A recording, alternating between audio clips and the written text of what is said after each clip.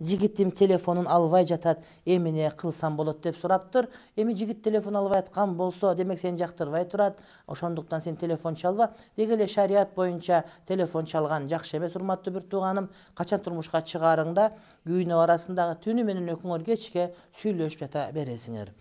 Андан кийинки сурообуз, хижап кийип алып туруп тамеки чексе болобу деген суроо. Хижап кийүү бул парз болот дагы, тамеки тартуу макруh болот. Демек бир тараптан союу иш кылып, бир тараптан күнөө иш кылып жаткан болуп эсептелет, урматтуу. Кээ бир адамдар бар да, хижап кийбей койсоң тамеки тартсаң боло берет, хижап кийбей койсоң сойкурлук кылсаң боло берет дегендей түшүнүп алат да. Тамеки тартуу бардыгына макруh, ал эми хижап кийүү бардыгына парз болгон эсептелет. Бирөө айтат да, сен хижап кийип тамеки тартып жүрөсүң деп өзү жылаңаш жүргөн. А сен жылаңаш жүрүп атпайсыңбы деп айткан адамдын өзү жок болуп калат кээде, урматтуу бир тууганым.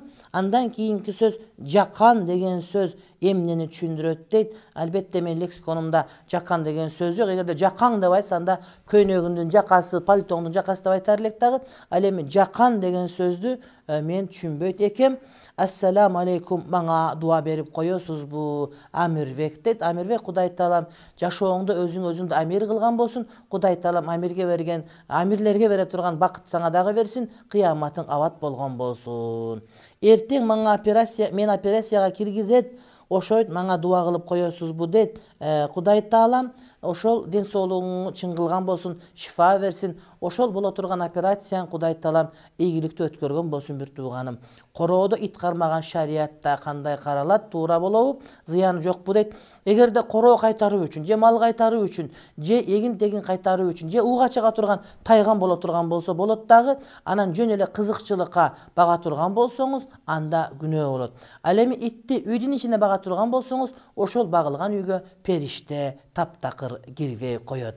Андан кийинки маселебиз, баланы канча жашта олтургузса туура болот дейт. 4, 5, 6 жашында, 3 жашында отургузсаңыз дагы боло берет. Ошол убакытта бала ооруй турган ооруду деп айтып, жакшы болсо жакшы деп айтып, акыл эси толуп калган болот. Мына ошондой китепте айтылат, урматтуу бир тууганым. Күйөөм Facebook'та кечке олтурат ислам группасында башка кыздар менен жазышып дейт. Мен кызганам болобу дейт. Жок, антип Facebook олтурганда мен да Facebook'a кирем, бирок маалымат алуу үчүн, маалымат таратуу үчүн, ошол коомчулук менен байланышуу үчүн. Бирок ошол жерде отуруп кечке кыздар менен анын жазышып отура берген, шарият бул нерсени көтөрө албайт. Сиздин кызганганыңыз эң туура. Ошондуктан өзүңүз дагы жасанып түзөнүп, ошол күйөөңүздүн көңүлүн тапкандын аракетинде болсоңуз иншалла жакшы болот. Ал эми күйөөңүзгө айтарым, мына ошол кылганың бир тууганым арам деп эсептелинет. Ошол аалам сырларына ажылар да катышып жатат го дейт. Ошол ажы болсо да капыр. Ошол ажы болсо да ошо капыр болот, урматтуу бир тууганым. Менин мүчөл жылым эмне кылышым керек? Рахмат, эч нерсе кылбайсың. Курсагың ток кылып, намазды окуп, Кудай деп жүрө бересиң, иншалла жакшы болот. Кызыл көйнөк кийген, көк көйнөк кийген, мүчөлгө чыкканда анткен минткен деген артисттердин сөзү бар. Ал таптакыр туура эмес сөз болуп эсептелет. Мен зына кылдым, күйөөм оорукчан, өзүм да аябай күнөөлүү сезем дейт. Тооба кыл, тооба кыл, тооба кыл.